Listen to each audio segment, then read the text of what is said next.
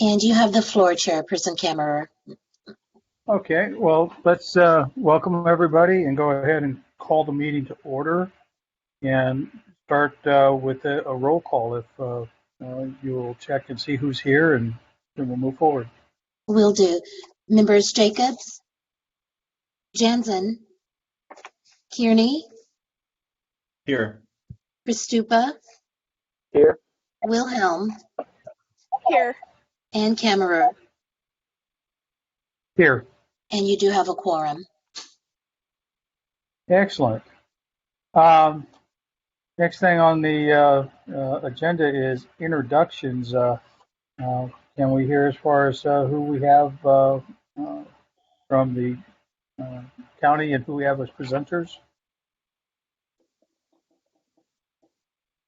Hi, good evening. This is Emma Patton. I'll be presenting the first item this evening. I'm the Associate Planner with the Office of Planning and Environmental Review.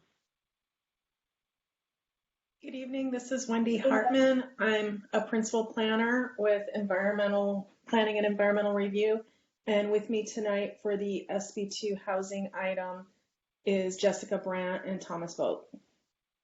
Excellent.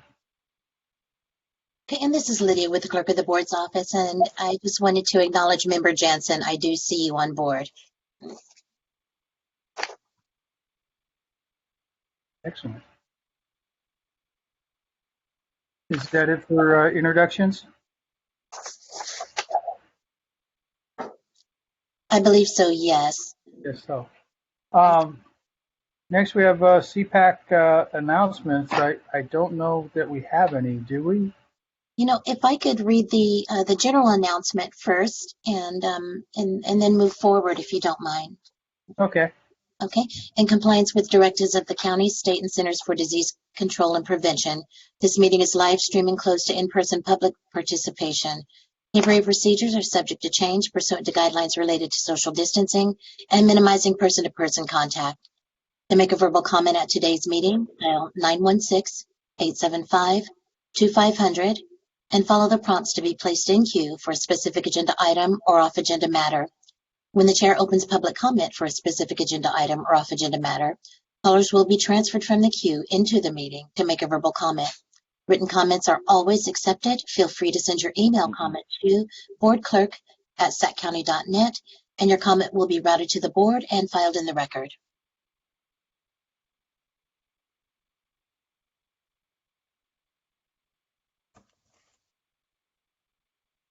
And you have the floor, Chairperson Kammerer. Thank you. I forgot that I was on mute. Yeah, let's go ahead and move with the first item on the agenda for tonight. Perfect. Item number 1 is a Watt and Blackfoot parcel map. It's located at 7660 and 7670 Watt Avenue in the Antelope community, and the request is for a tentative parcel map and design review.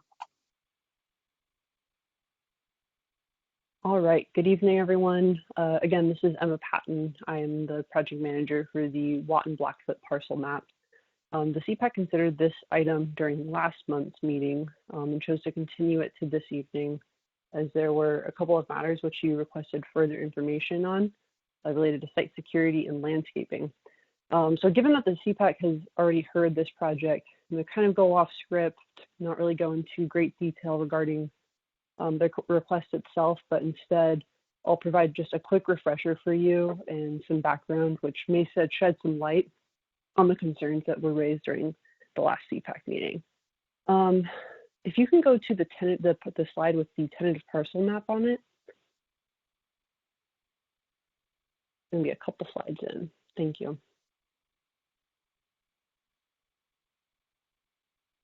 So the request for the Watt and Blackfoot project includes a tentative parcel map and a design review. The tentative parcel map is shown here. It will split the property into 2 parcels. Parcel A is currently developed with the ARCO AMPM, and it will be a 1.98 acre parcel. And then parcel B is planned to be developed with a 5,500 square foot retail building, and will be a 1.02 acre parcel. So during the last meeting, members of the public offered their concerns related to security associated with the convenience store and that the landscape area proposed as part of the prior entitlements were no longer depicted on this current map request and was not consistent with what was approved by the board. Staff following that meeting sort of went and looked at those prior approvals. We, through that, sort of assessed what was approved during the 2016 entitlement package that the board considered that included the use permit for the convenience store and the general development of the site, and came to the conclusion that the landscaping as approved and installed on this property is consistent with what the board had approved in 2016. As it relates to the landscaping comments, generally speaking, the landscape is consistent with what the board had approved during the 2016 meeting. As I understand it, the applicant is on the line this evening and is prepared to respond to both the landscaping concerns as well as the security matters as well. So I will offer the floor to them and see if they have any additional details that they'd like to add. Thank you. Good evening. This is Leslie Burnside with Barkhausen. I was here last month, and this time I've come with a team. So I have some additional folks with me. I have Ravinder Joel, who is the owner of the property. I have his son, Bobby Joel, who is the manager. I also have Dean Brassard, who is the CEO of Nightwatch PS Security. He's a security consultant for the owner and manager. We also have Tiffany Kerr, who actually lives across the street in the apartments that are just across Blackfoot. She's also an employee. The reason that, I should also mention that also from Barkhausen is Pete Tobin. I don't know that Pete's really going to have comments tonight, but the reason that we have everyone here is primarily because of the security comments that were mentioned last time. There was a caller, I believe her name was Ms. Bridgeport, and a picture was painted as an operation of a number of issues, and even worse, an operator who didn't care about making those issues better. And what we're here tonight to try to show you, and we believe that we will, is that is not the case by a long shot about this operator and about this operation. You should also know that in last month's meeting, I was asked if I was willing to give my contact information so that the commenter could contact me to discuss her concerns. I agreed to do that, and she has not contacted me. Nope. I don't really have anything to address about the landscape. The specific comment last time was couched in terms of a green space. The caller was disappointed that a green space was promised and a green space was not delivered. And I think Emma clarified the situation that what's been installed out at the site is what was approved. The area in question is the buffer area that is behind the building. We provided some photographs. I see that we've got one of them up. This is showing the frontage along Watt in front of the future phase 2, which is the southern part of the development. Is it possible to get some of our other photos up? Clerk staff is working on it right now. Okay. I noticed, Emma, that in your PowerPoint presentation, you have some screenshots of the approved plans next to some photographs. Oh, here we go. Okay, go ahead and keep clicking through those. I want to get to show you the back of the area, which is the buffer. So if you'll keep going. Oh, all right. Go back one, please.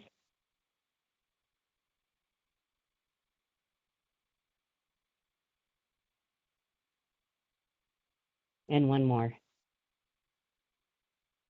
That's a good place to start.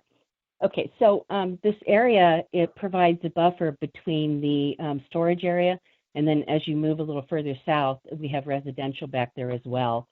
And that's again to the east, but as you move a little south of the storage area. So the area back there was never intended to be a fully landscaped area. I mean, from the get-go, it was discussed as being fenced off. The purpose was to provide a buffer without access so that it couldn't become a campground, if you will. Those were comments that were from members of staff and also from the sheriff. So it was planned to be hydroseeded and to maintain, to not let weeds grow, but it was not intended to be a fully landscaped area. And if you can go forward in the photos, we can just give you a couple of other shots of the areas. The owner currently has a landscape service that comes in once a week, and they take care of that entire buffer area to keep the weeds down. They also take care of the very attractive landscape that's out there. And currently the entire perimeter, including in front of parcel 2, is fully landscaped. Additional on-site landscaping will be installed down the road according to plan once a tenant is identified and we can move into construction documents for that retail building. If you could go maybe one more photo. Let's go one more.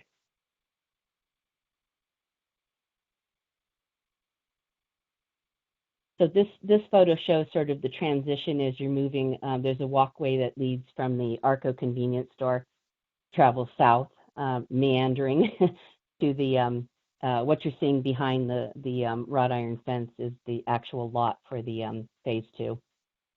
I think we can go one more, and that's probably enough. Yeah, this shows some of the landscaping that's in front of the fence, and then it gives you an idea of that buffer area, and you can see some of the residential areas behind there.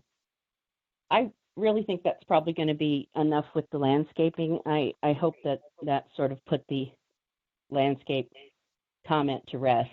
We really would like to spend a little more time tonight on the security issues that were brought up last time. So what we're going to do is, again, I have members of our team here. I'm going to start to turn the presentation over to them. And what they're going to be doing is talking about their operation there, what they do on their day-to-day business, how they deal with challenges. There is the owner. There's also the manager. I believe Bobby is on. He's the manager. He'll be speaking about the operation. And then we'll move on to Dean, who is the security consultant from Black Knight. From Night Watch, excuse me. And then we'll end up with Tiffany. After that, we're happy to take any questions that you have. And Bobby, are you ready? Yes, I am. Super. Let's go ahead and tell us about what you guys do out there. Yeah, just quickly, I'm Bobby. I'm the manager, also the son of the owner. And so for me, I'm there day to day. Between the two of us, our presence is there each day, and part of our job is to make sure that standards are kept, including safety. Our employees are all trained to disallow any type of loitering, anybody going through the trashes, any of that sort of thing. So we don't allow anybody to hang out on the property. For us, it's a safety thing, definitely. And we've mitigated that, definitely. I feel like to the best of our ability, we make sure that obviously the whole lot is well lit. We have security cameras all the way around, which are visible both in the back office and also from the register area. So a cashier is able to see kind of what's going on all the way around the property and able to react accordingly. For us, we're not absentee owners, we're not absentee people. For us, this is our day-to-day job. This is where we're at. We want to feel safe there, and I feel like we've done a great job doing that. One thing we have done recently, though, is have a contract now with Night Watch, and they're doing periodic drives through the lot, but also they're on call. If there was any sort of issue, they're able to respond generally within 5 to 10 minutes if there was anything, but we haven't had to use that service since this began. For us, we pride ourselves on being a staple of the community. Out of the employees that we have, more than 75% live within a mile of our location. We're proud of that, and we hope to, by expanding or going through the phase 2, that process remains, and we're committed to making sure we're a spot that's safe and friendly and just for the whole community. Okay, thank you. Dean, are you available?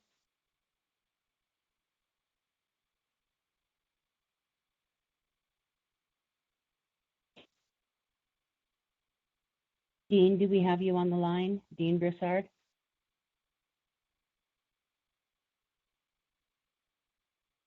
This is Lydia with the clerk of the board's office, and I do see Dean and his mic was muted. Go ahead, Dean, please. Okay, wow. Can you hear me now? Yes, we can hear you. All right, can you hear me now? Yes, we can hear you. Oh, yeah, I'm sorry. That's I love okay. technology. It's the greatest thing in the world. Let me introduce myself. I'm Dean Brassard, CEO of Night Watch Security Services, and we provide the mobile patrol service as well as physical security on site with the Blackfoot AM/PM. Are you guys there? Yeah, we're here, Yeah. Dean. If you'd like to just go ahead and tell us a little bit about your Oh, okay. experience so far. In the last couple of months, being at that site at Blackfoot and Watt, the site is professionally ran. It is clean. It is awesome. And here we go. The reason I say that is I take pride in what we do as a security company, but also I take pride in my community of Antelope. When I say my community, I've been here for 30 years. I have 2 daughters who graduated from Antelope High School. I have a son that's in Antelope High School now. They went from Meadows to Crossing to Antelope High School. When they built the Blackfoot location, I've seen it from start to finish because I drive past it all the time. And I'm telling you, the place is super awesome. It's clean. We've had one incident where a homeless guy walked on, was panhandling. We asked him to leave. He left. And that pretty much has been our major experience at that location. I've been in the community for over 30 years. I've seen the development in the community. I've seen all the way from we're protecting that tree off of Don Julio there, folks. So, yes, I'm very well versed on everything that goes on in Antelope and North Highlands since I've been here for so long. Thank you, Dean. Thank you for your feedback. Not a Tiffany, do we have you? Tiffany, are you ready? Yes, I am. Hello. Hi. Hey, how are you guys? My name is Tiffany Kerr, and I am a tenant of the Indigo Apartments directly across the street from the new ARCO, which I am now an employee of for the past 8 months. Honestly, I can say that since the ARCO has been put there, it's been a great asset to the community. I live directly here, so it's kind of a nice, clean, friendly place that people in the community has easy access to. As far as the security concerns go, I will say in this area in general, there is a lot of activity of homeless and things like that because we deal with it in our complex as well prior to the ARCO being here. But I will say Bobby and their team are great. They're great about keeping, unwanted people away from the customers. They like to keep the atmosphere pretty friendly and, safe. And me as a person who actually lives here and has to walk back and forth really early and late at night, I enjoy having it here. It's well lit. I feel pretty safe as a woman, walking. I don't drive, so I feel like it's a great asset to the community. As an employee's perspective, we are very, very, very protective of our store and our community. We don't really like to have a lot of people loitering. We don't like to have noise. We do understand that we do have a lot of people in the community, that this is new to. So we do try to keep the area, safe. And we actually, I would say, since I've been here, or since the ARCO's been here, it actually seems to me to be less crime inside of the community. About a year ago, our car was broken into about a couple times and, little things. But since we now have more activity in the area, I can say that the ARCO has been a great asset. Bobby and Joel, they're really good about keeping the team on, not having people around. We don't want the customers or anyone in the community to feel uncomfortable. And I think they do a great job as someone from the community, as an employee. Thank you, Tiffany. You're very welcome. So that is pretty much it for the team's comments. We're happy to go ahead and take any questions that the group might have. Do we have any comments from the council members? This is Chris Jansen. Can you hear me? Yes, I can hear you. Okay. Yes, I have a question, if I may. I want to direct this. I got two questions. I'm going to direct the first one to Ms. Burnside and the second one to Ms. Patton from the county. And let me briefly explain. I'm a new member officially tonight with the APAC. However, I have listened to this issue last month. And so the first question is just a clarification. And Ms. Burnside, thank you for that explanation about security and landscape. Just so I'm clear, your client owns the whole property and they run the ARCO station, and this proposal is to develop that you're seeking to split the lots and develop the second lot into another retail location. Do I have that correct before I proceed here? That is correct. And the actual size of the retail building, 5,500 square feet, the proposed elevations, all of the interior on-site site improvements were all previously approved by planning. So the intent would be to develop it, but it would be on a separate lot. There would be obviously some elements of cohesiveness between the two, such as stormwater maintenance agreements, landscape agreements, things like that. But the intent would be to develop it as approved. So thank you for that. So essentially, this was previously approved as a single lot with the ARCO development that's already there, and this second building that you plan to build. The only real difference we're talking about here is that you just want to split the lots. Otherwise, the general development has been in place since its original approval. Is that accurate? That is correct. The current application is to just create two parcels out of the one.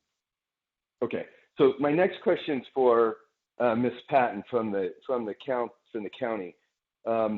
What I understood, and this is about landscaping, so I apologize, Ms. Burnside, I do want to go back to the landscaping briefly, just so I'm clear. My understanding of the concern expressed by, I guess it was a nearby resident, was they were anticipating, they spoke very specifically about grass and a bit of a green belt. At least I understood it to be more about grass. And I understand what Ms. Burnside presented is in a sense, a green belt of sorts. But I thought the complaint was that the resident was under the impression that a different landscaping buffer in that back, which I'm presuming is probably toward that residence that's back there. I'm guessing it's not for the self-storage place. Was different than what they seem to be thinking is happening now. So did something change in what was approved previously relative to the landscaping? Because I missed, Ms. Patton, you explained something at the beginning of this meeting, and I didn't catch your key explanation about what was approved versus what is going forward. Yeah, this is Emma Patton. I can try to go into further detail regarding your question about the landscaping.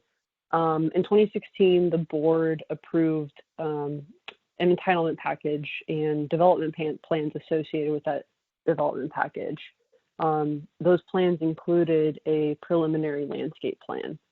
The preliminary landscape plan was pretty general about what would be ultimately installed for the project site. It did demonstrate that where the landscaping would be located, but it wasn't necessarily specific as to specific species or what type of trees or the size of plants, etc., would be included on the site. Later in the process, during the construction document phase, when the ARCO was actually being constructed, our office required a landscape plan, a defined landscape plan, which identified exactly what would be planted on the property, including what trees would be proposed along the frontage, what sort of grasses and shrubs would be required for the remainder of the landscape area, including that buffer area. And ultimately what was approved for that buffer area in between the storage facility and the ARCO was this hydroseed mix that Leslie had mentioned. And so the hydro seed mix was it's a mix of various seed types for different types of plants, and it was installed in that buffer area. So that's consistent. Those landscape plans that were approved, what ultimately was constructed on the site, appears to be consistent with those preliminary landscape plans that were approved in 2016. Does that answer your question? It does. The second follow-up would be: were there any changes in setback about the landscaping for the forthcoming development? No. In other words, was the buffer? Yeah, the buffer did not shrink in size. The buffer has stayed the same size throughout the project. Okay. Thank you, Mr. Chair. That's all I had. Any questions from any other council members? Yeah, this is Member Jacobs. To the developers, do you? We can barely hear you. Okay, how is that? Is that any better? Yes. Okay, my apologies for that. Do you have any anticipated tenants for this new facility? And will it be parceled up? Any plans for that? I know these things go up pretty fast. At this point in time, this is Leslie Burnside. At this point in time, a tenant has not been identified. I think everyone can agree the past 15 months or so have not been exactly the best atmosphere to go out and start looking for tenants. But, the owner wanted to go ahead and start this process in anticipation of, everybody coming out of this COVID era and getting ready to ramp up and identify someone.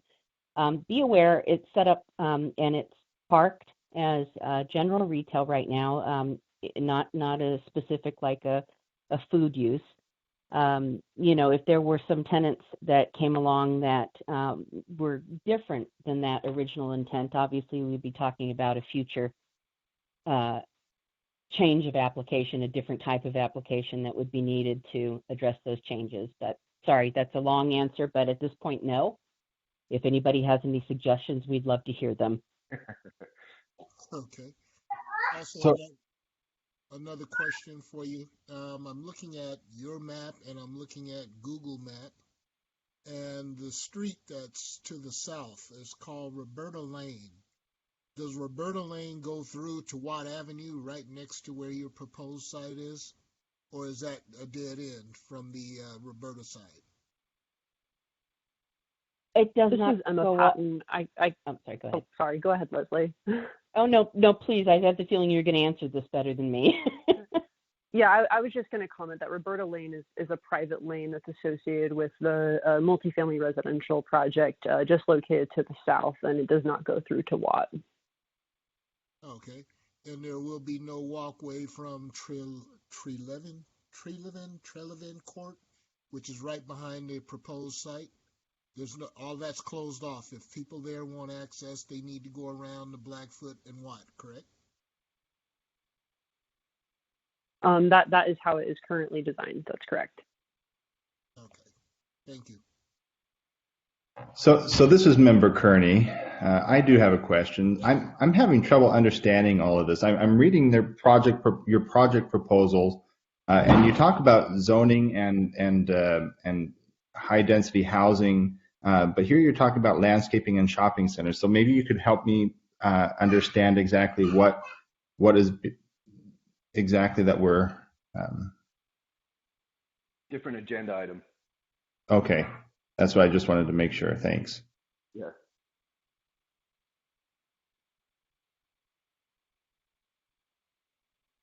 Anything else from any of the council members? Do we have any public out there? Any public comments that have been put in? Yes, we do have one caller in queue. And how long would you like to give the caller to speak? 2 minutes, 3 minutes? Give them 5. We'll hear them out. Okay, alrighty. We'll send them right through. One moment.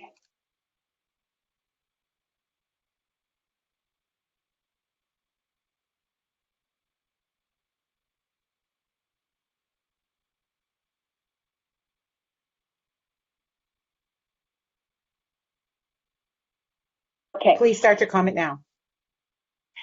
Okay, good evening, Council. My name is Sherry Bridgeforth. I am a licensed practicing California attorney and resident in an apartment community in the vicinity of parcel Lot A. I encourage the Council to vote no to divide or split the parcel owned by Joel Petroleum, Inc.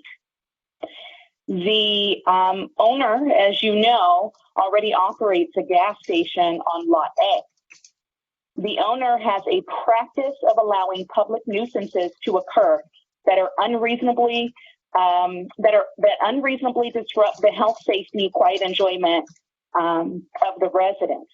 It has resulted in an increase in noise at all hours of the night, not just from the patrons of this establishment who either have parties there or show up at all hours of the night with their car doors open and their music blasting bass so loud that our windows rattle at 2 and 3 in the morning. The increase in traffic, the noise has also been, I'll get to that. There's also been an increase in traffic, an increase in gathering and loiterers, an increase in drug deals and having to call the police constantly to this vicinity, to that location, on its patrons. There's been an increase in the maintenance that they conduct on Lot A, where they're operating or inviting vendors who operate loud generators to power wash their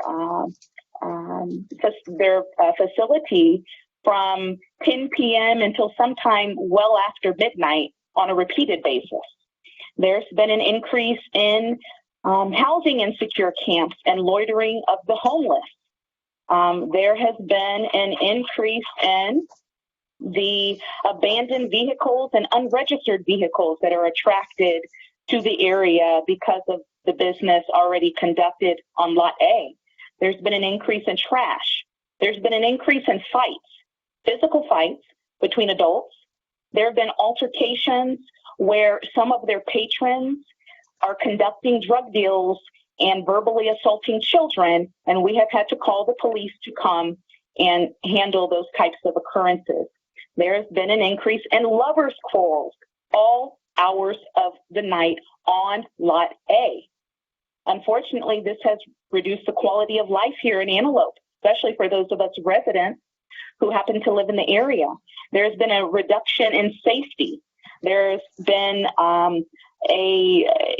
I've had repeated, myself and other residents have had repeated conversations with the owner. I have called the owner at his home in Granite Bay.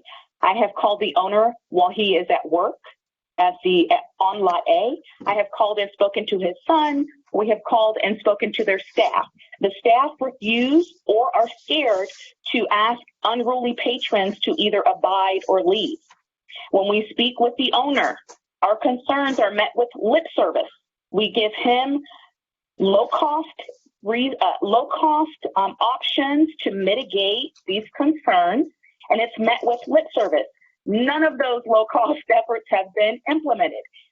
And when we don't get lip service, we get hostility.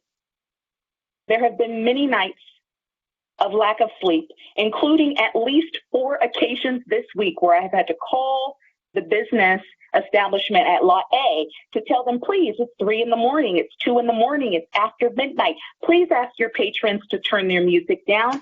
Please tell the folks gathering in your vacuum bay to close the doors to their cars. There's been no effort to mitigate these disturbances. The owner does not appreciate or value the community or the residents here in Antelope. Now, what he does value is $1. And I've had a conversation with him directly, and all money is not good money, but that is of no concern to the owners who are interested in bringing another business on Lot B. So I would encourage these council members, I would encourage each of you to remember what your charge is and your commitment to the residents here in Antelope, and not allow Joel Petroleum Inc. to divide the parcel and introduce any additional business onto Lot B. Now, we are residents that are adjacent to Lot A. I can only imagine what's in store for those residents who live adjacent to Lot B. They're in store for the same. So if there isn't a vote no to divide, if the council does not vote no to divide this parcel and they allow this to go forward, this will bring down the property value. This will bring down the safety and the welfare of the Antelope residents. And with that, I'll take my comments offline. This is Member Jacobs. I'm sorry, Mr. Chair, is it open for questions? Oh, go ahead, Member Jacobs. Is the security officer, the gentleman that did the presentation, is he on the line still? Yes, sir. On I'm the still, line. Yes. Dean's still on the line, and I'm sorry. I've lived in Antelope for 30 years, and I'm on every community page in Antelope, and I've never seen anything about all what she's been saying, Ms. Bridgeport. I've been at that location at 5 o'clock in the morning. I've been at that location at 2 o'clock in the morning. We do random patrols throughout there. If the employees have any issues, they have a 24-hour number they call. I have security officers responding. If it's one or two security officers, we respond. We have not got no calls about anything in that nature. Here we go. The biggest problem in that area is off of Watt and Alberta at the Walmart with the homeless behind that center. I'm telling you, I know the whole entire community. I started the ABC district. When it first started, I ran the security for the ABC district. I know the whole community. I've been there for years. That location that she's talking about, it's a great location. It's doing great for the community. It's providing jobs to the community. It's providing a great service. To say it's off the chain the way she's talking about it is I can't conceive it. I've been in the community for 30 years, and honestly, it's well taken care of. It's super clean. It's well lit. Here we go. The traffic coming up and down Watt Avenue from that location. Ooh, Well, we can talk about the Antelope Road that's being developed. So it's a lot of people are going around it and going down to PFE to cut into Roseville. I mean, there's a lot of development going on in Antelope that is, yes, there's more traffic going down Walegra and there's more traffic going down Watt because of the Antelope curve up there that they're building with the new homes. So, yes, there's going to be a lot more traffic. Is it going to be on a regular, consistent basis? No, in time it will ease up. But to say that that location is a bad location, I'm sorry, it's not a bad location, and I disagree with her 100%. This is Member Jacobs. If I can chime in just for a sec, you mentioned that yes, sir. When you respond to issues that are going on at that location, who's calling you? Is it the store staff? The employees of the location. We had one call in the last month to that location, and we do random patrol checks on that location as well. Now, is it too far-fetched? And again, I may be overstepping here, but just inquiring. Is it too far-fetched to be in contact with some of the people around the community, as the young lady who had concerns? Apparently, I'm thinking she may live right in one of the buildings that's right there on Blackfoot, not further back into the apartment complex. So that may be a concern. Does your organization, in efforts to help and accent the presence of the ARCO, have a lane where you can stay in contact with community members? Yes, we do. Here we go. We work very closely with Sue Frost's office, Vance, and those folks over there. I know them very well. We sit in on the different meetings. I live in Antelope, so to see me, you know I'm there. I shop at the Bel Air as well as the Winco across the street. So yes, I'm in the community. Before the COVID, I was at a lot of the board meetings when Sue Frost would have it at Antelope Crossing. I was at the board meetings, and when we had the meetings at the public library, I was there too, because I'm in the community. I've coached in the community for over 15 years with North Highlands Antelope Soccer League. So yes, I'm in the community. If they want to meet me down at the ARCO and she has concerns, I can be there and I can meet her there. I have no issues with that. So it's not too far-fetched for you to have her number and for her to have your number, and she can call you directly if there's a concern and you're in the community. You can go address it. Okay. Yes, yes, sir. And I can give her my email address. If she sees something, take pictures of it, and then you can email it out. You know, a picture's worth 1,000 words. And I honestly, I've been at that gas station, and I have not seen any major issues. They have people that clean up and spray down. Since the COVID thing, they're out there wiping everything down. So, you know, and yeah, I'm like I said, if I thought it was a bad spot, I would tell you, look, they need more help here. They need this, they need that. And I haven't seen that. Well, in all fairness, a lot of the things that go on are hit and miss. I mean, you're Yes. all over the Antelope, North Highlands area. I'm sure you're doing an awesome job, but even, you know, Superman can't cover every square inch. Oh, no. So there may be, You're 100% correct. so there may be a bit of overlap here, and it sounds like there's more communication needed and more follow through with you, the security person. Yes. Thank you for your time. No problem. Hi, Thank you. this is Leslie. This also might be an opportunity. There were a lot of topics that were thrown out by the commenter. Bobby, is there anything that you would like to follow up on? And I think that you did a really great job of carefully walking everybody through the amount of pride that you take in your organization and the types of steps that you take when these types of things come up. Is there anything else that you'd like to add at this time? Yeah, thanks, Leslie. You know, for us, obviously, she may think that the concerns are falling on deaf ears. They're definitely not. You know, I will push my employees more to, you know, keep an ear out, keep an eye out for what's going on. I know one of the issues is if we don't hear the noise outside, the music necessarily, we can't go out there. We don't know about it. Obviously, if we get a phone call about it, you know, they'll go and take care of it. I'll be sure to kind of maybe make calling night watch more of a standard. So I'll go over with some of those protocols with my guys to be a little more aggressive with that. When it comes to the stuff like the drug dealing and all this other stuff, though, I can tell you we have zero tolerance for any of that. And there's been no evidence of any of that. You can look at, you know, she's saying that the police have been called a number of times. We can probably look at the records. I'm sure it's out there to see it's not a pattern or anything like that. Like I said, we take pride in it.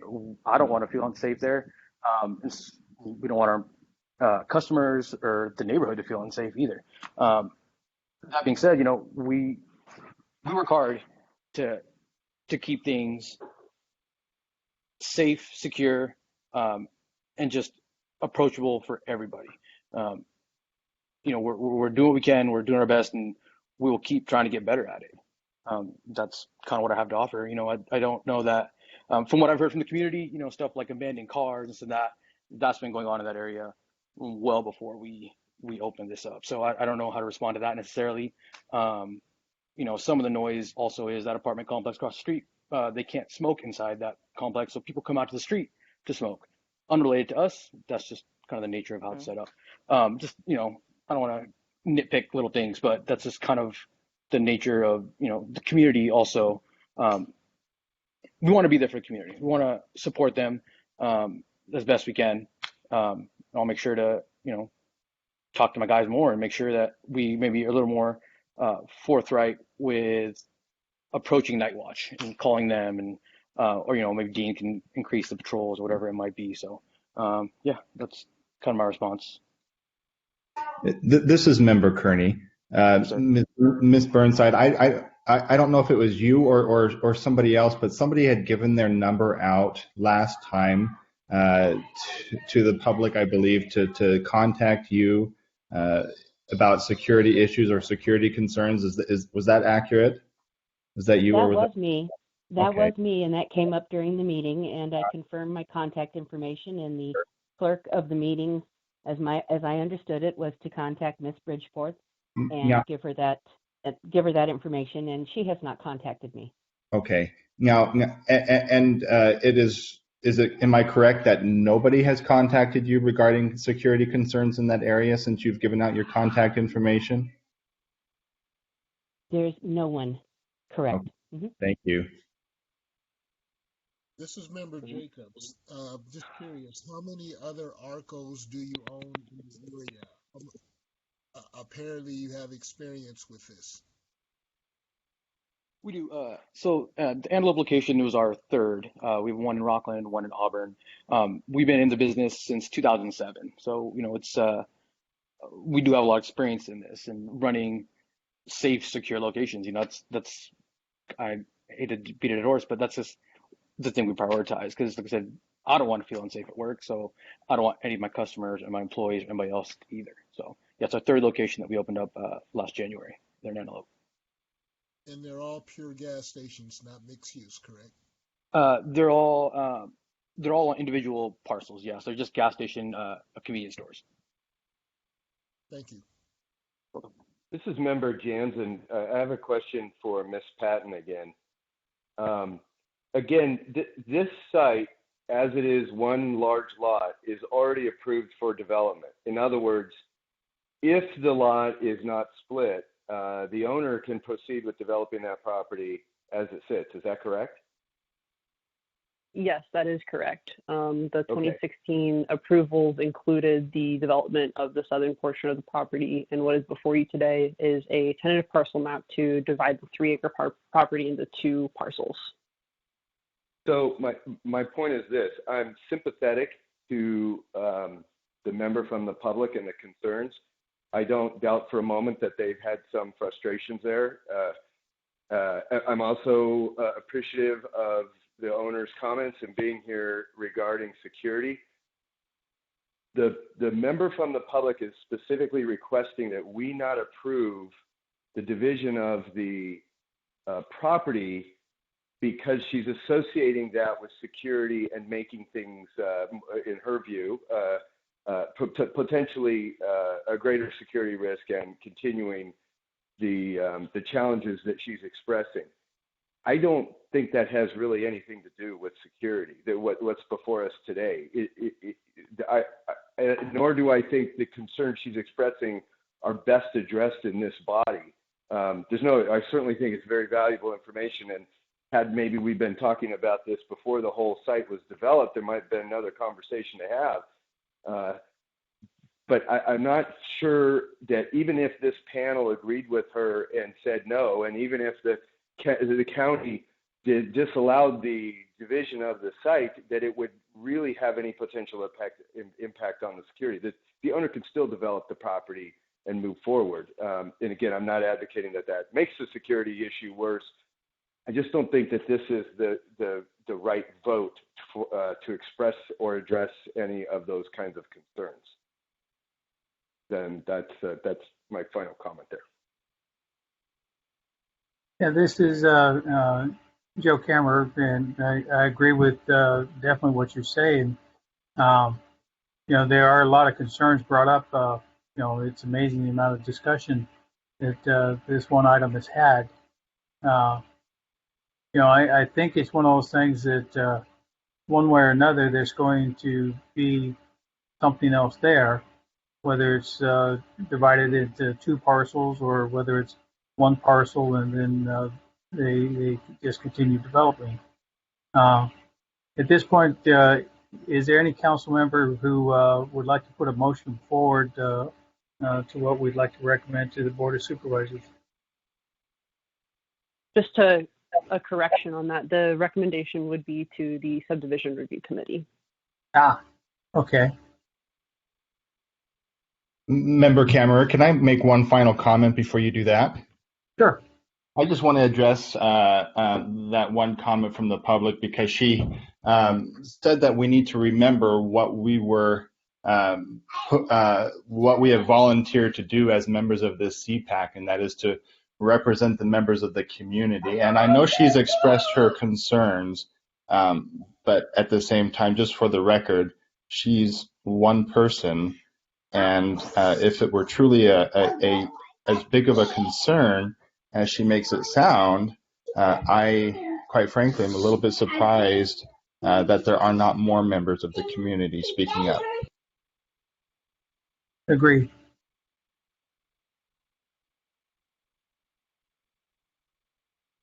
I would move approval of the division of the property as proposed by the zoning, the applicant. And I'm sorry, this is Lydia with the clerk of the board's office, and I'm sorry I didn't catch who made the motion to. That's it, Member Jansen. Okay, thank you. And then Chair Kammerer seconded. Thank you. And we can take a roll call vote. Member Jacobs. Aye. Okay. Jansen. Aye. Kearney. Aye. Pristupa. Aye. Wilhelm. Aye. And Kammerer. Aye. And the motion passes for staff recommendation. And additionally, Chair Kammerer, can we close the call queue for this item? Yes. Okay, thank you. And if you're ready for item number 2, I can go ahead and read it into the record. Yes, let's go ahead. Perfect. Item number 2 is SB2, Housing Production Streamlining and Acceleration Amendments to the General Plan, Zoning Code, and Countywide Design Guidelines Workshop, and it's informational. Good evening. This is Wendy Hartman with Office of Planning and Environmental Review. And for tonight's presentation, Jessica Brandt is going to give the majority of the presentation, and then Thomas and myself will be available for any questions that you may have. All right, Jessica. Okay, thank you, Wendy. So again, Jessica Brandt with County Planning and Environmental Review. And I'm here tonight. You guys are our first in our what we're calling our CPAC Roadshow for a package of updates that we're proposing to our zoning code, design guidelines, and general plan, all related to streamlining and accelerating housing production. Next slide, please. So as an overview, in 2019, our office received grant funding from the state of California, Department of Housing and Community Development, with the goal of encouraging the development of plans that streamline multifamily housing approvals and accelerate all types of housing production. This was grant funding that was available to jurisdictions throughout the state. Staff of Planning and Environmental Review looked at existing zoning code, general plan, and design guideline language and identified key areas for amendments, which I will outline for you tonight. These include amendments to zoning code chapters 3, 5, 6, and 7. Almost got them all, but not quite. To address development standards, allowed uses, and review processes related to housing developments. Amendments to the multifamily design guidelines to comply with new state regulations requiring objective design standards for multifamily residential development, and also to mirror the proposed zoning code amendments, and minor amendments to the general plan to ensure consistency with related zoning code changes. Tonight, we'll focus on the proposed amendment areas in the zoning code and the design guidelines. Specific language for each amendment area is still being worked out. At the end of this presentation, staff is hoping to have a discussion with the CPAC about the target amendment areas and any recommendations for specific changes or concerns you may have. The full proposed amendment package is scheduled, or we hope, to be bringing it to the Planning Commission for a public review through a workshop in late July. That would be something that all of the CPACs would get notification of, and I'll talk about that more at the end of the presentation. Next slide. So first, we're going to talk about the zoning code amendments. The first target area is expanding the range of housing product types that are allowed in low-density residential zones. The proposed amendments would allow small duplex and multifamily products in these low-density residential zones by right, and then larger projects with a use permit. By small projects, we mean 10 or fewer lots or units. Just for context, the photo that's on the slide that you see is actually an embedded duplex in my personal neighborhood, actually. And you can see that, for a small project, the idea is that you're sort of bringing it into the context of the neighborhood. There would be no change in the density allowed in each zone. So a property that is, let's say, 20,000 square feet, or roughly half an acre in the RD4 zoning classification, would still only accommodate 2 units. The change here would be that you could either have a separate unit or single family home on 2 separate lots, or you could have both units in a duplex on 1 lot. So this is, the idea here is to provide a little more flexibility in design and potential for redevelopment of underutilized properties, and a more ability for small infill developments to recoup development costs. Next slide. The second target area is multifamily residential development standards. This is really the one that the state has been focusing on, and we often hear from potential developers that specific development standards that the county has for multifamily are major barriers to making projects work, even on properties zoned for multifamily development. We're looking to amend some of the key development standards that come up repeatedly, such as setbacks, open space requirements, parking requirements, and landscaping. For example, we're looking at reducing the required front yard from 25 feet to 20 feet.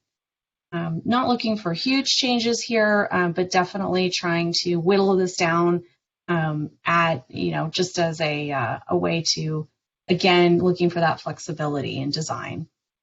We are, as part of this effort, creating or looking at creating like an infill property category that would retain some more restrictive standards. And an infill property would be a lot that is 2 gross acres or less with at least 2 adjacent properties zoned for low density residential. So the idea here is that while we are looking at reducing some of our requirements, we do want to keep a buffer for properties that may be adjacent to single family. Again, trying to be considerate of the context in which these projects might be going. Next slide. The third target area is actually processing for requesting deviations from multifamily residential development standards. So currently, the county requires that a special development permit from the Planning Commission be obtained in order to deviate from multifamily standards. This is expensive and time-consuming, and coupled with some of the more onerous development standards that we have on the books, again, causes a major barrier to developing multifamily housing. What we're proposing is creation of a new minor special development permit, which I have lovingly dubbed the SPAM. And a SPAM would be used for a limited number of deviation requests from multifamily residential standards, and also for deviations from accessory dwelling unit standards.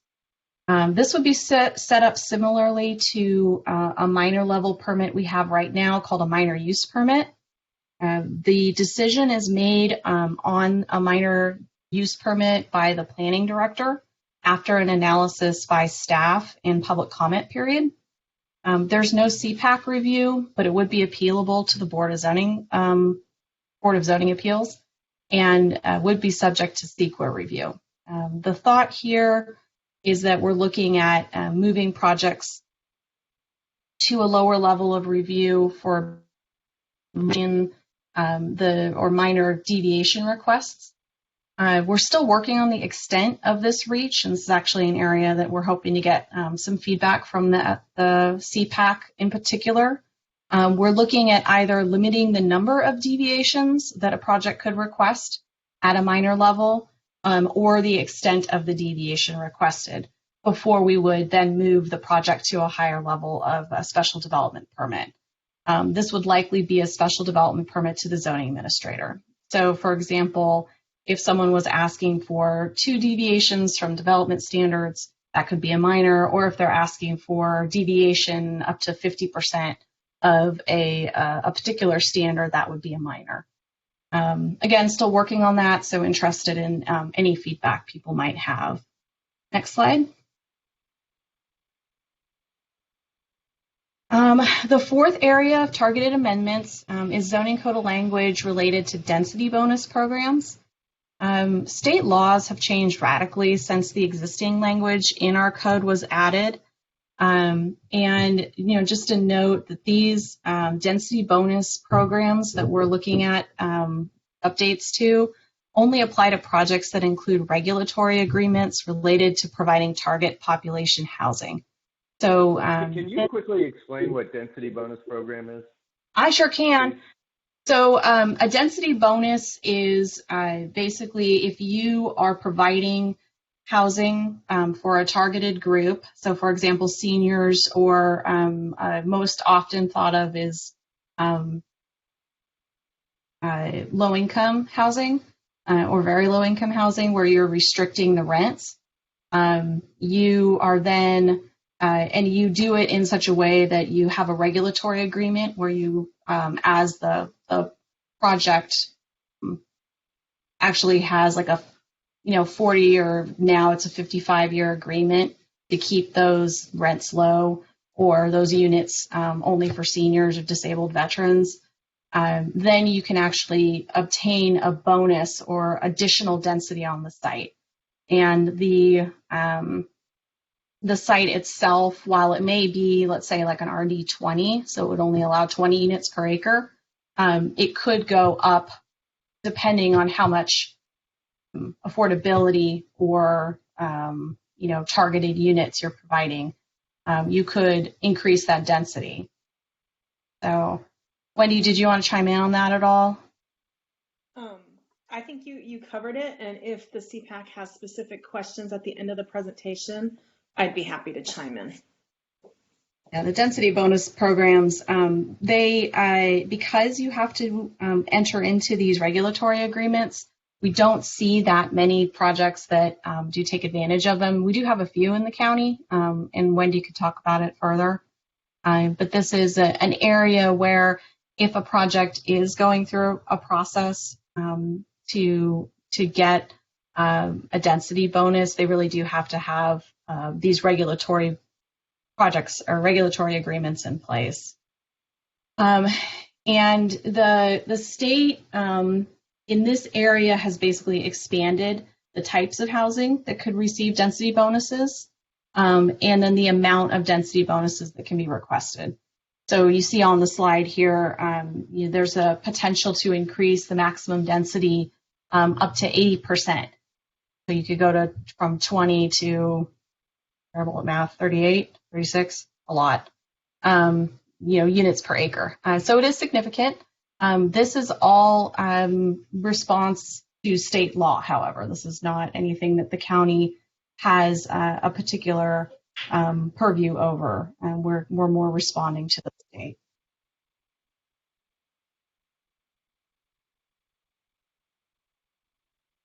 Okay, Wendy told me 36 units at 80%. Let's see here.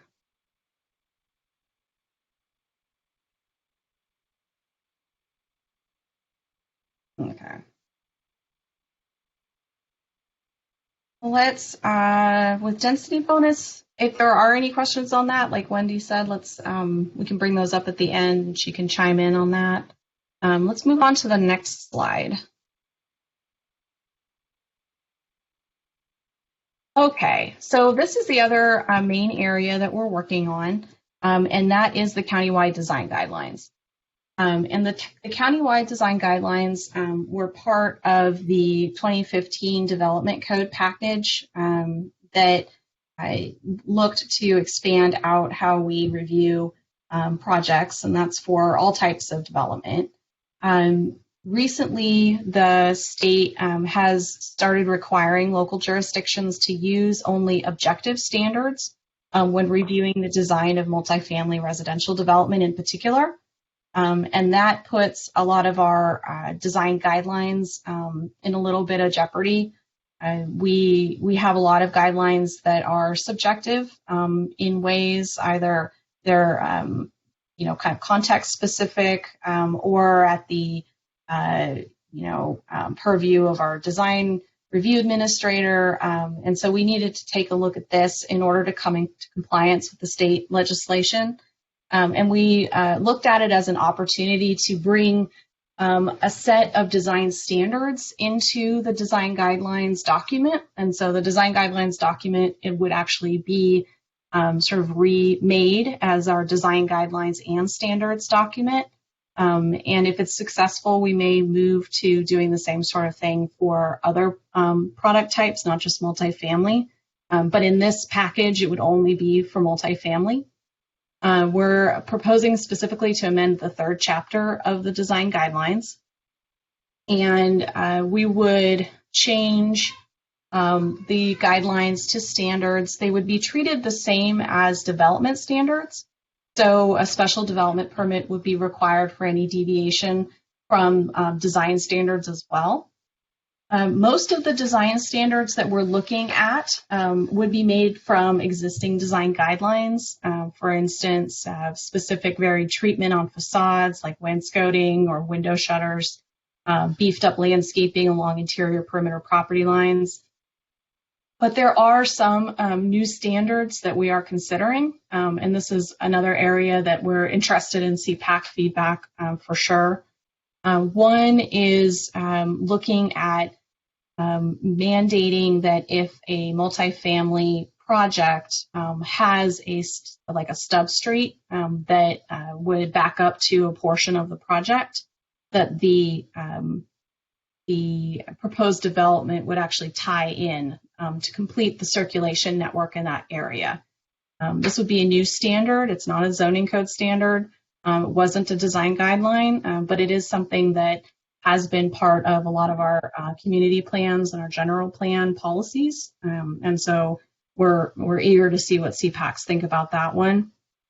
We're also looking at potentially mandating that parking lots be located at the side and rear of properties. So the buildings would be up at the front instead of the parking lot in the front to lessen visual impacts. And then finally, no perimeter walls adjacent to the right-of-way to enhance street interaction. So these are things that, again, we have not finalized any of this, the particular items, but these are ones that we did want to bring out to have the CPACs talk about. And the part of the goal of the design standards is to balance the reductions in the development standards that we're proposing with quality compatible project design requirements.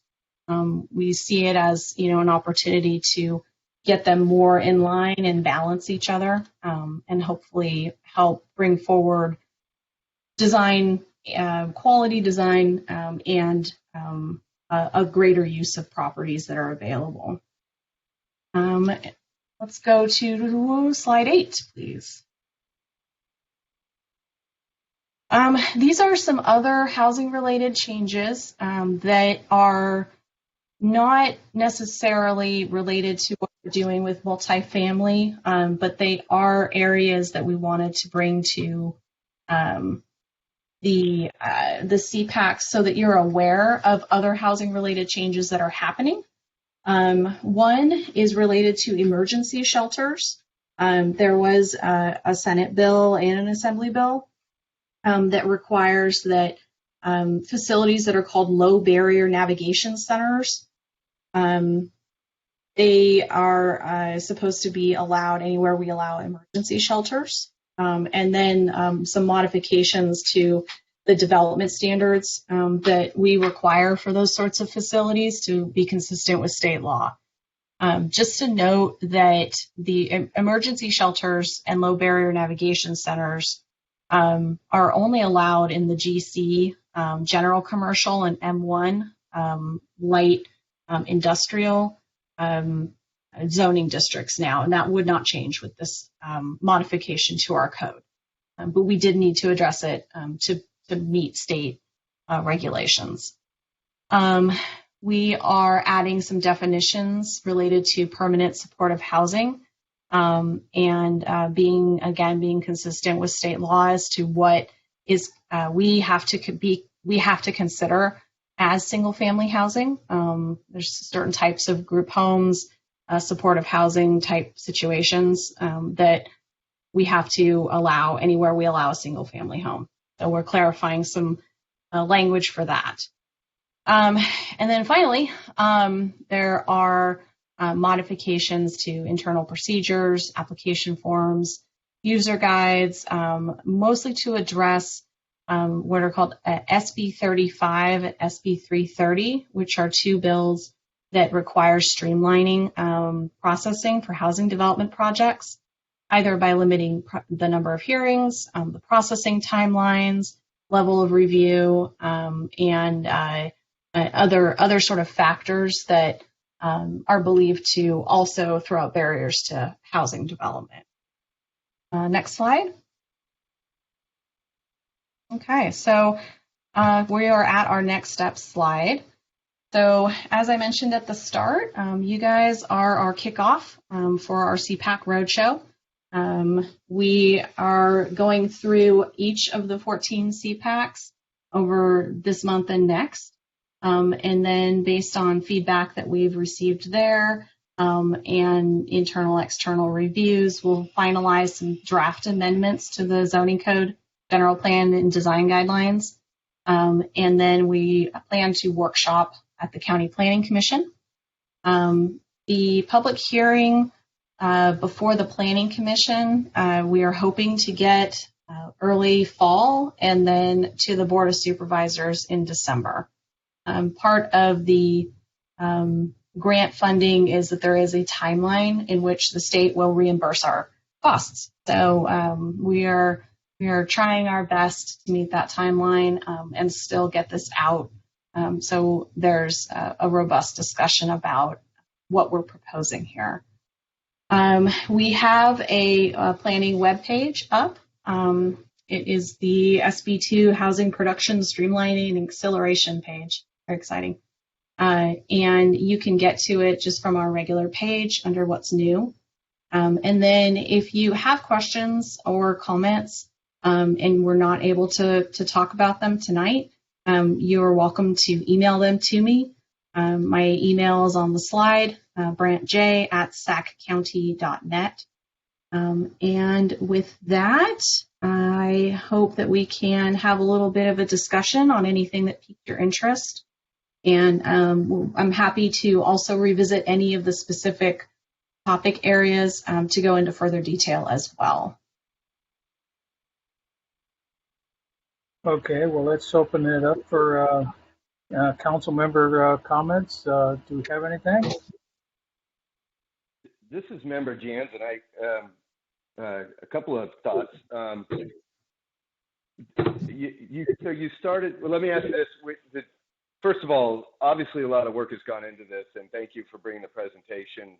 It sounds like a tremendous amount of effort's been put in to prepare this and put it on the road show, as you say.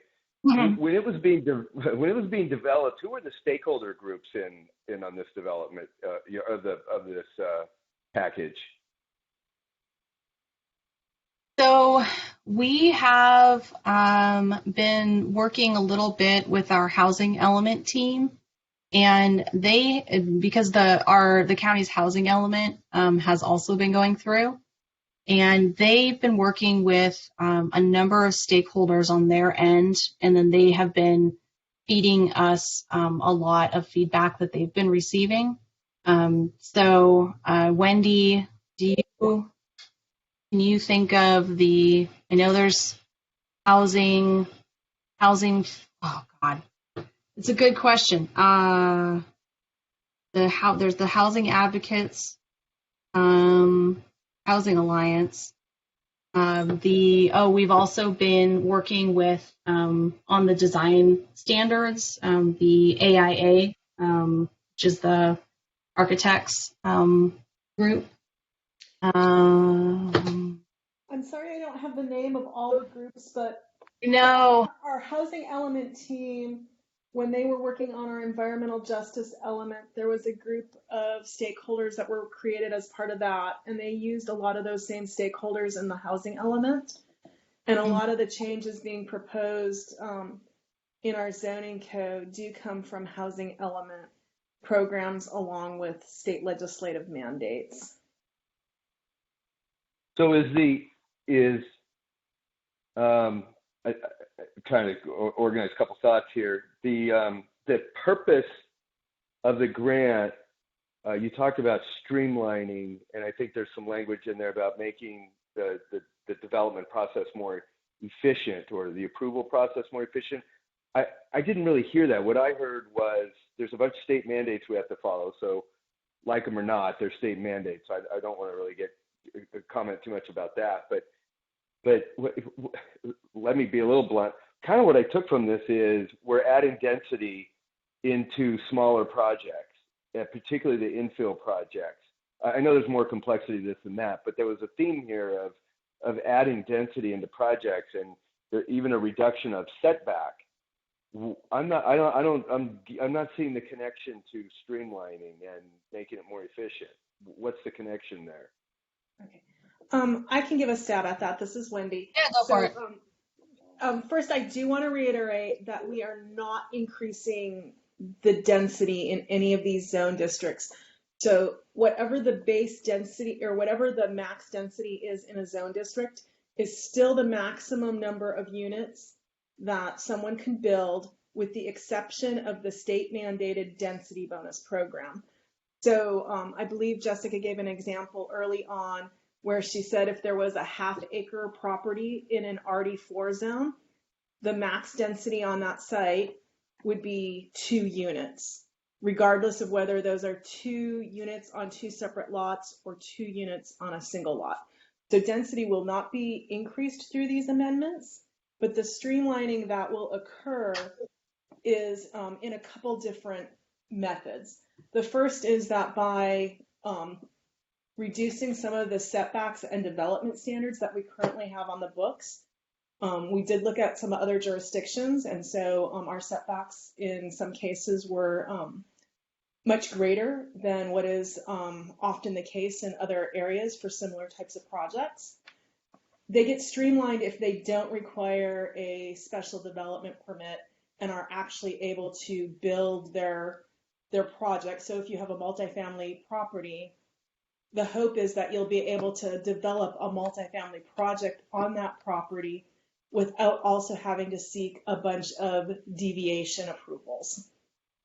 So that's the streamlining that we're talking about, is that costs time and money, but also because the state has passed a significant number of legislative bills, such as SB 35 and SB 330 related to housing developments.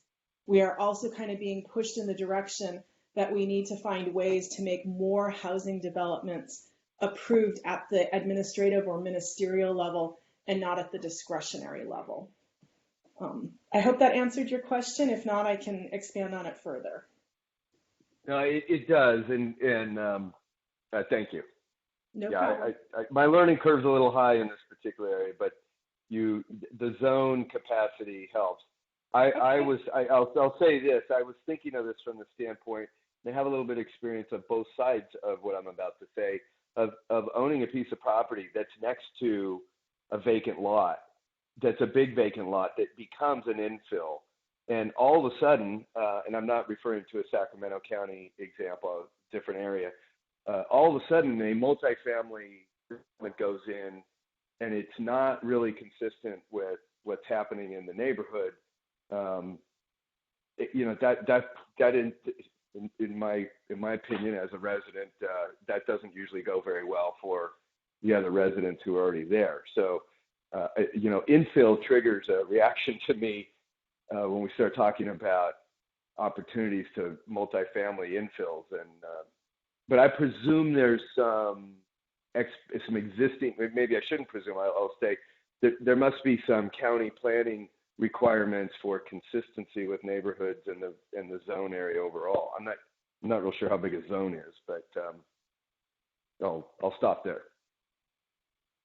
Yeah, I mean each property has its own zoning.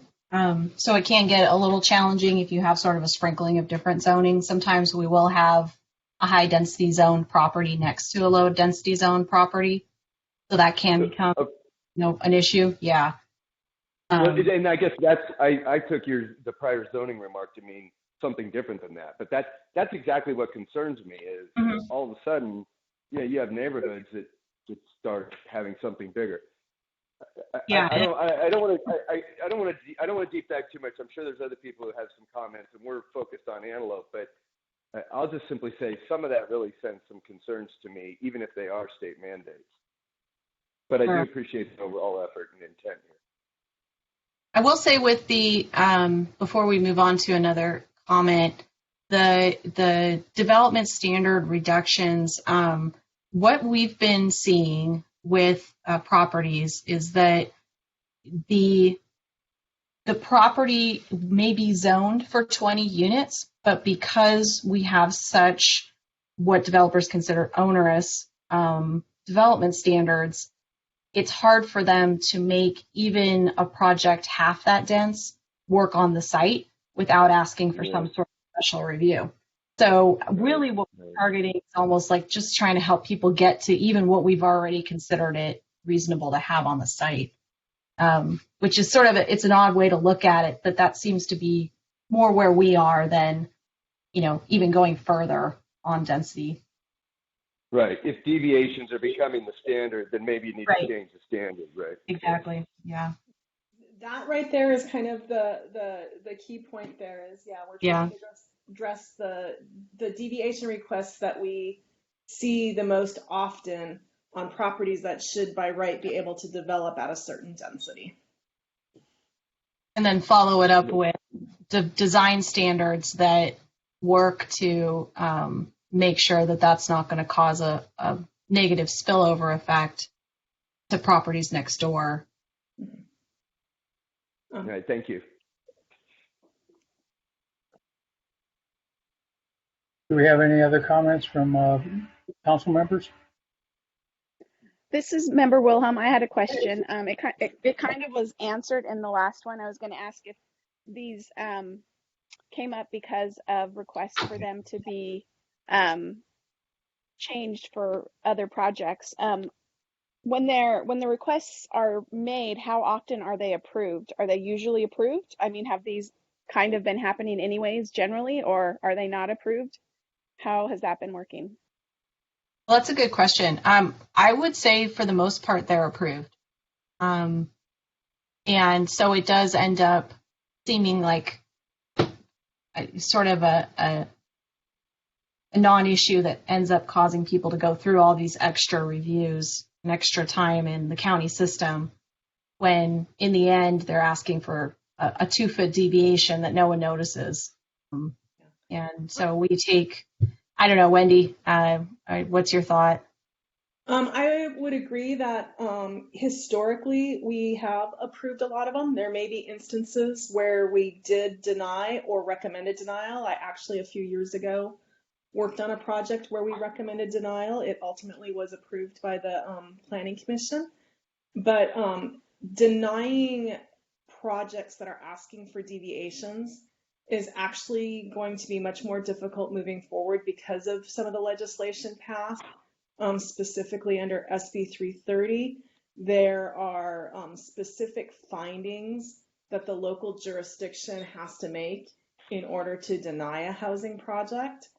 And so denying a project just because it's high density or, for certain setback deviations will be more difficult moving forward because of some of the legislation that's been passed.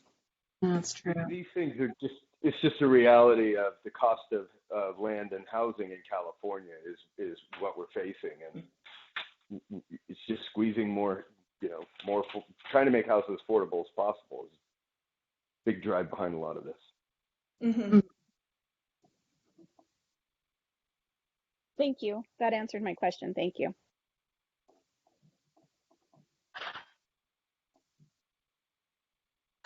Well, definitely a lot of good information. Anything else from council members? Yeah, this is member Prastupa. I had a question on the slide with design guidelines amendments.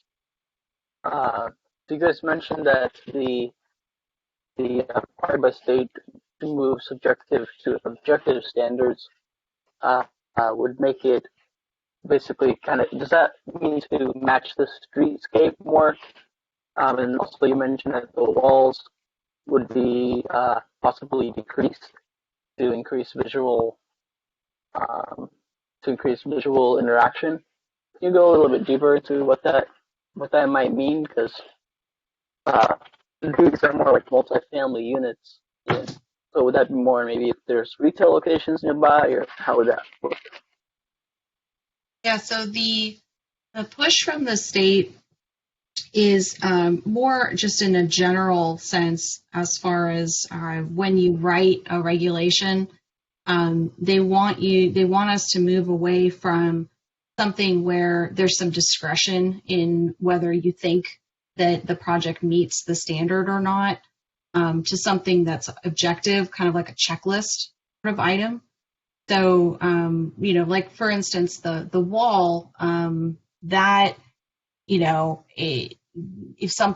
we had a standard that said the project shall have walls and fences that are compatible with the neighborhood, well, who decides that and what's really compatible? And, something that you think is compatible, I might not think is compatible.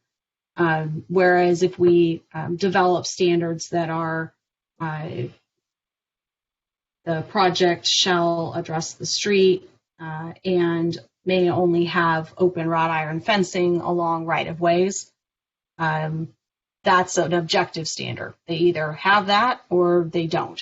And if they don't, then they have to go through that special development permit to then explain why they don't. And so that's when you would end up with situations that may be a little unusual. Like, let's say they are adjacent to a lot of commercial, and it doesn't make a lot of sense for that particular site to have that open wrought iron fence.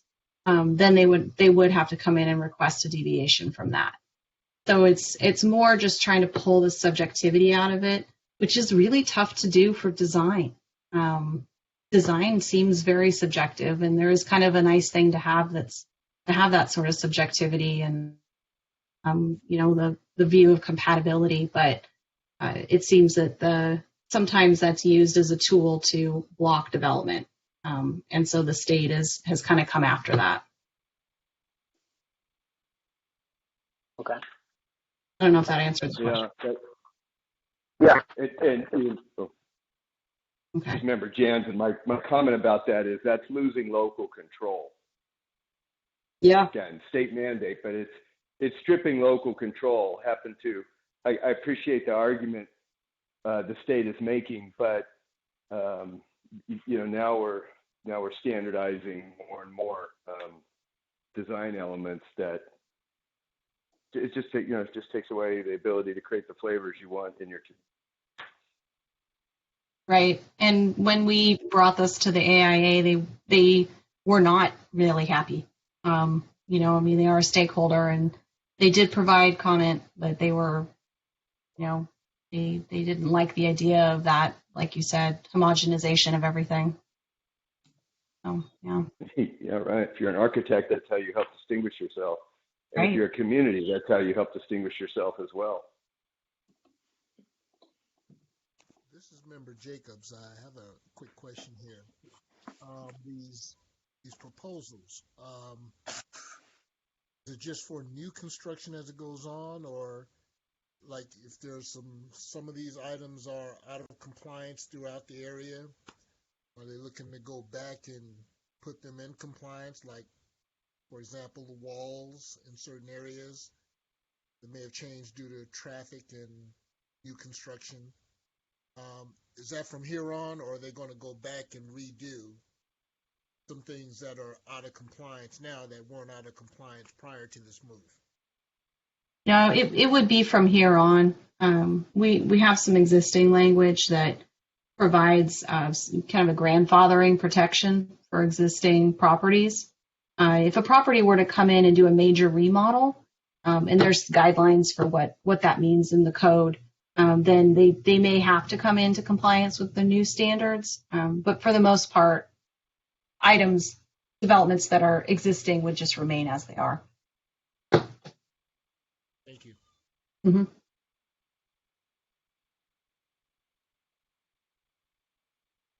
Well, with that, actually, just following up on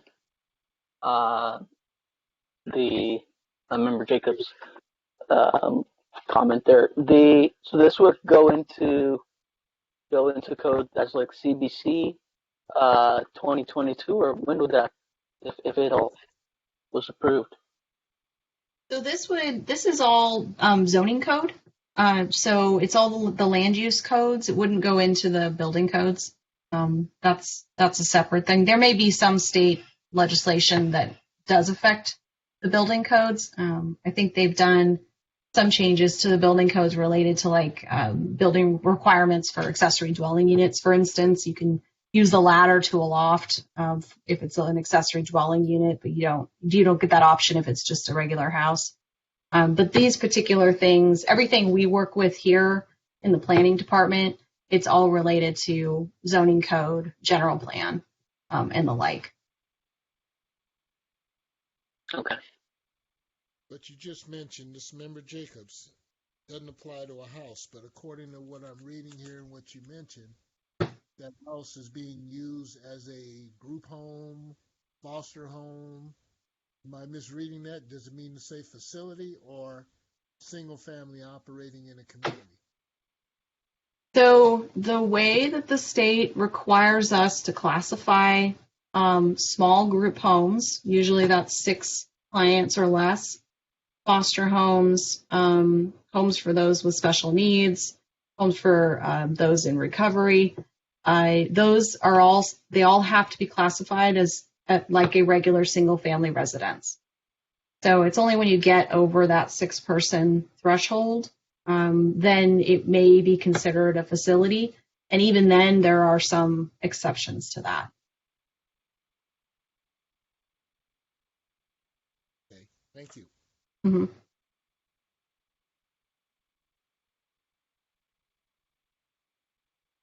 And this is Lydia with the board's office. Chair Kammerer, we just wanted to touch base with you. We do have a public commenter on hold. How much time would you like to give them? 2 minutes. Thank you so much.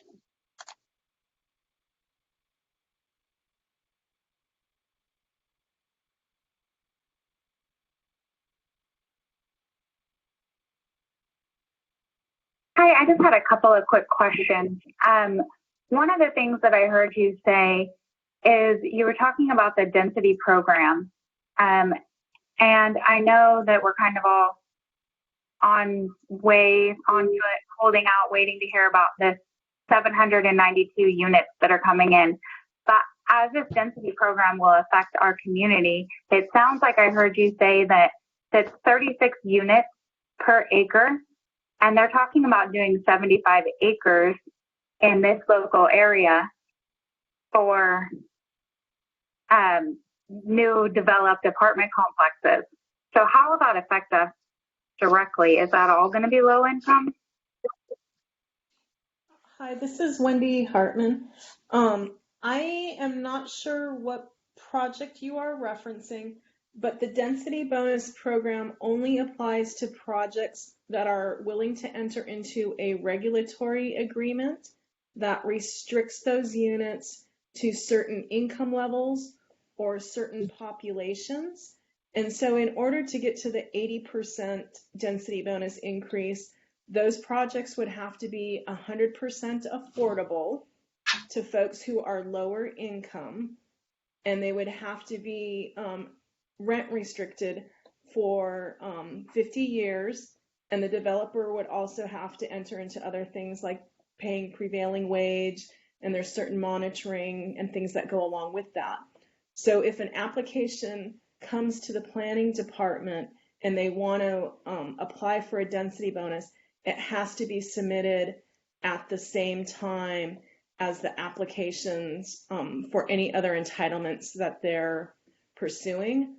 I'm not aware of any applications at this present time in the Antelope area.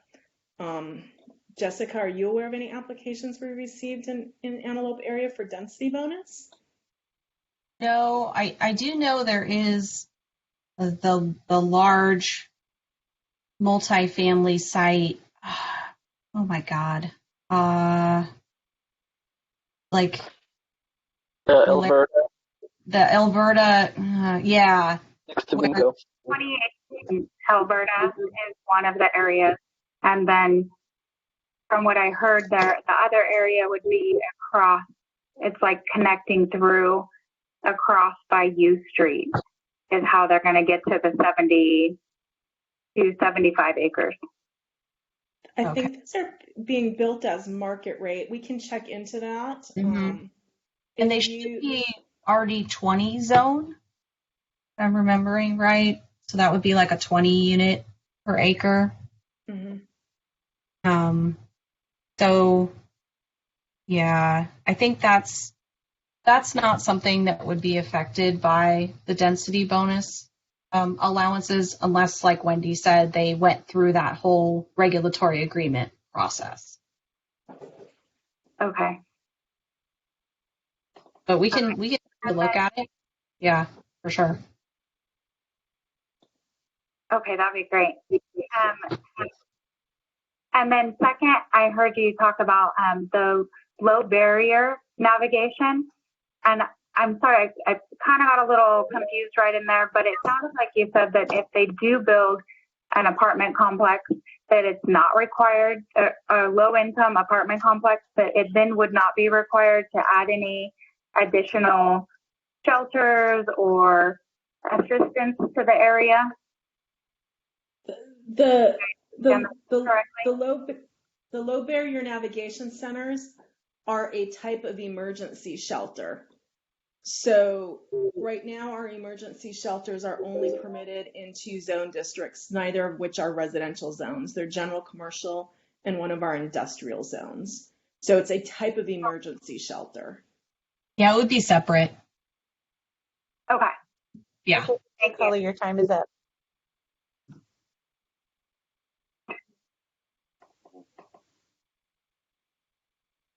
And there are no more callers in queue. Shall we close the queue? Okay, well, thank you very much. With that, unless there's any other business from the council members or from the county, I think I would like to recommend adjournment.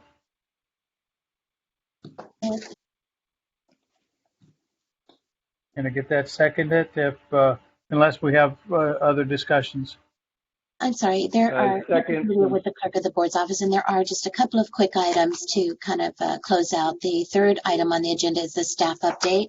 Are there any staff updates? Oh, I missed that one. That's okay.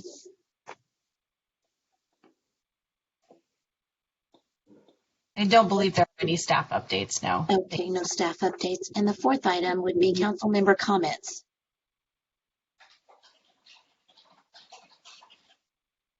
We've had a lot of those as we've been going. Okay, so then that means we are almost done. There are no more public commenters, and please feel free to adjourn at your convenience. Okay. Unless I hear any complaints, let's adjourn. So moved by Member Jacobs. Thank you. Second by Jansen.